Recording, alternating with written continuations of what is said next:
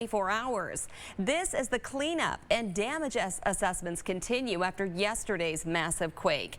Yesterday's earthquake was centered about 150 miles southwest of Las Vegas. That's why so many of you felt it. It was located in Searles Valley, California. This morning, a regional hospital in the community of Ridgecrest is closed for up to a week after the intense earthquake. 13 investigative reporter Joe Bartels is live in Ridgecrest this morning. Joe, you spoke to hospital staff about the damage. Let's start there, and then we'll talk about how folks there are feeling this morning.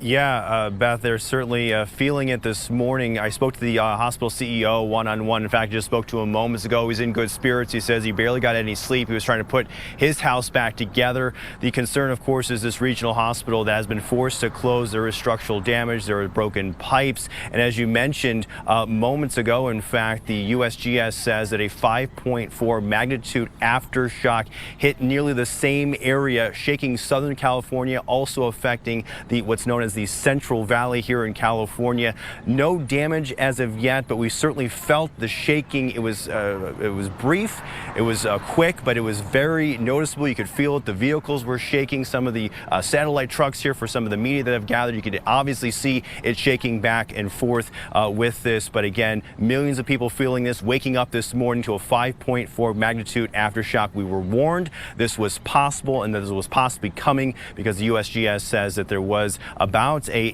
80% chance that we're going to see an aftershock of about this magnitude. But back to this hospital here, it is closed for up to a week for repairs. It is a regional hospital. It serves this community of about 28,000 people, and it was closed and evacuated just about minutes after that big earthquake, 6.4 around 10:30 yesterday morning. Several people that were already in this hospital for treatment had to be transported to other hospitals just as precaution, some of them by helicopter.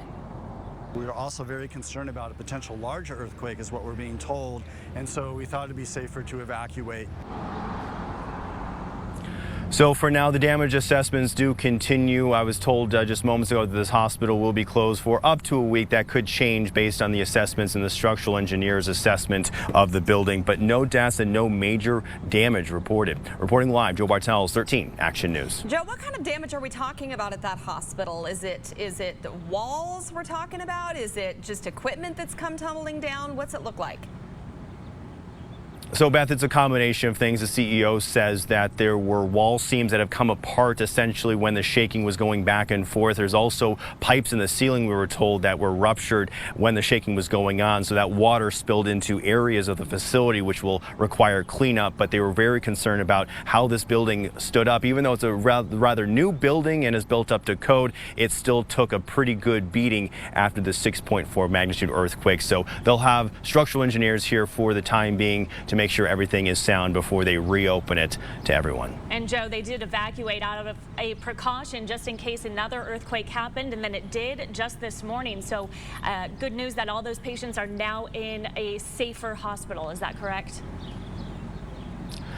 Yeah, and that was their big concern, is that they had several people that were in the emergency room yesterday, up to 15 of them requiring pretty intensive care. So when that earthquake did hit and there was damage to the hospital, they took no chances and they had to take several people by helicopter to area hospitals around this area. There was also an ambulance strike team that showed up here, and there must have been probably 15 ambulance here that were at the ready to take people to other hospitals that were out of kind of the hot zone, if you will, of this earthquake swarm that's been going on, really rattling us all night. Didn't really need an alarm clock this morning. Kind of jolted out of bed, and then that 5.4 magnitude aftershock just after 4:07. It was about 4:07 is what I was seeing on Twitter from the USGS. So a lot of concerns, of course, but those folks who were at this hospital safe this morning, and they're just waiting it out to see if we do get any more serious aftershocks. All right, Joe Bartels reporting live. Listen, Joe, you've done